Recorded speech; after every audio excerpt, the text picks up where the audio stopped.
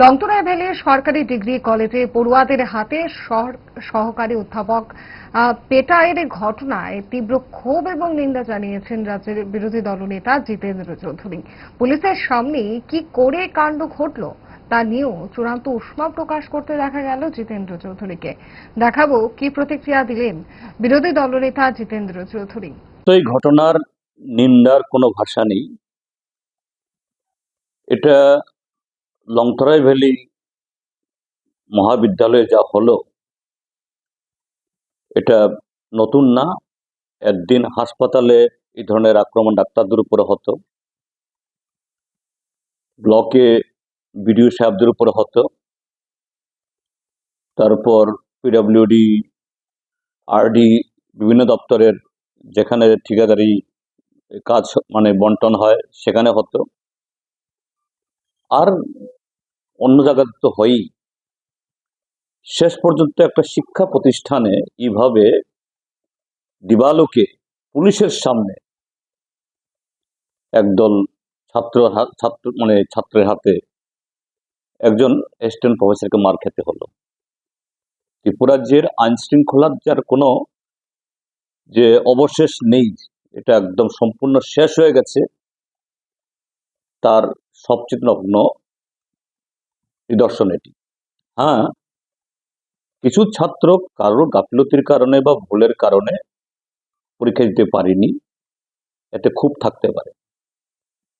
তো সেই ক্ষোভ সম্পর্কে তার ক্ষোভ ব্যক্ত করার এবং একটা ব্যবস্থা করে, যেহেতু এটা কলেজেরই পরীক্ষা, এদের কি পরীক্ষা দেওয়ানোর ব্যবস্থা করানো দরকার।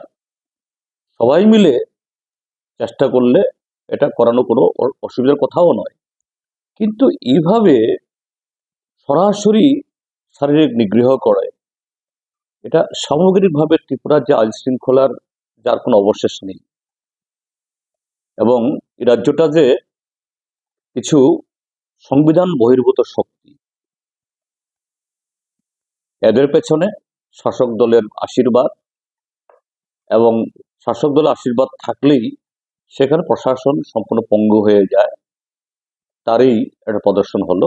এগুলোর অবসান হওয়া দরকার, এবং এটা সম্ভব তখনই ত্রিপুরাজ্যের সমস্ত সুবুদ্ধি সম্পন্ন মানুষ, এই রাজ্যের ভবিষ্যৎ আগামী দিন সুরক্ষিত থাকুক, তারা ঐক্যবদ্ধ হলে, সোচ্চার হলে এটা সম্ভব। ডাক্তার মানিক শাহর নেতৃত্বে যে সরকার, এরা এতে লাগাম ধরার তাদের আর কোনো শক্তি নেই, কেননা তারা নানাভাবে এই অপশক্তির হাতে আষ্টে পৃষ্ঠে তাদের হাত পা বাঁধা হয়ে গেছে। এর বিরুদ্ধে সমস্বরে সমস্ত গণতান্ত্রিক শক্তি, সুবুদ্ধি সম্পন্ন শক্তি আমাদের ঐক্যবদ্ধ হতে হবে। জুড়ে থাকে বাঁধন আপনার চেয়েও আপন, জুড়ে থাকে বাঁধন আপনার চেয়েও আপন, আপনার চেয়েও আপন।